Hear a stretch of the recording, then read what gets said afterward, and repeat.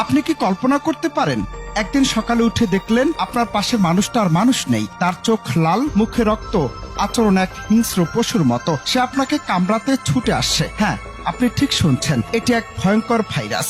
যেন আবার করোনার উকির মধ্যেই আসছে ভয়ঙ্কর জম্বি ভাইরাস। মহামারীর আশঙ্কা এবার বিশ্ব, যা বরফের তলায় আটকে ছিল প্রায় 48,500 বছর। প্রশ্ন হলো, করোনা কি আবারও ফিরছে? হ্যাঁ, অনেক দেশে সংক্রমণ আবারও বাড়ছে, কিন্তু এর মধ্যে বিশ্ব স্বাস্থ্য সংস্থার চোখে পড়েছে এক ভয়ঙ্কর কিছু। একটি নতুন ভাইরাস, যেটা শুধু সংক্রামক নয়, মানুষের মস্তিষ্কের উপর আক্রমণ চালায় আর তাকে বানিয়ে ফেলে হিংস্র, অমানবিক এক প্রকার জীবন্ত জম্বি। এটা কোনো সিনেমার গল্প নয়। সম্প্রতি বিশ্বজুড়ে বেশ কিছু ঘটনা সামনে এসেছে যা বিজ্ঞানীদেরকেও স্তব্ধ করে দিয়েছে। দক্ষিণ আমেরিকার একটি ছোট শহরে এক অজ্ঞাত ভাইরাসে আক্রান্ত মানুষরা আচরণ করছে একদম জম্বির মতো। তারা কামড় দিচ্ছে, ছুটে যাচ্ছে সুস্থ মানুষের দিকে, আর চোখে মুখে ভয়ঙ্কর অস্থিরতা। প্রথমে ধারণা করা হয়েছিল এটি রেবিস বা জলাতঙ্কের কোনো ভেরিয়েন্ট, কিন্তু পরে দেখা গেছে আক্রান্ত ব্যক্তি মাত্র 15 মিনিটেই নিজস্ব সত্তা হারিয়ে ফেলে। সে হয়ে যায় সহিংস, হিংস্র, কামড়াতে চায়, এমনকি পরিবারের লোকদেরকেও ছাড়ে না। করোনা মহামারীর ভয়াবহ রূপ দেখেছে বিশ্ব।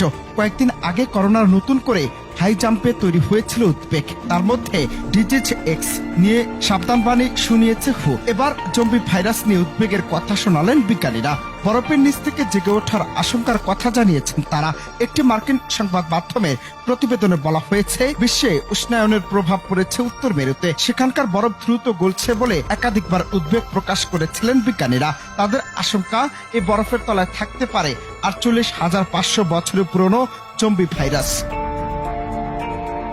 তবে বিজ্ঞানীরা বলছেন এই ভাইরাস মানুষের ব্রেইনের ফরন্টাল কর্টেক্স আক্রান্ত করে, যার ফলে সে আর নিজের উপর নিয়ন্ত্রণ রাখতে পারে না, তাকে আর থামানো যায় না। বিশেষজ্ঞরা বলছেন এই ভাইরাসের বিস্তার যদি না রোখা যায়, তাহলে আগামী কয়েক মাসে আমরা দেখতে পারি একটি পূর্ণাঙ্গ জম্বি মহামারী। ইতিমধ্যে 7টি দেশে এই ভাইরাস শনাক্ত হয়েছে। বিশ্ব স্বাস্থ্য সংস্থা বলছে, এই মুহূর্তে বিশ্বের একাধিক গবেষণাগারে চলেছে চূড়ান্ত সতর্কতা।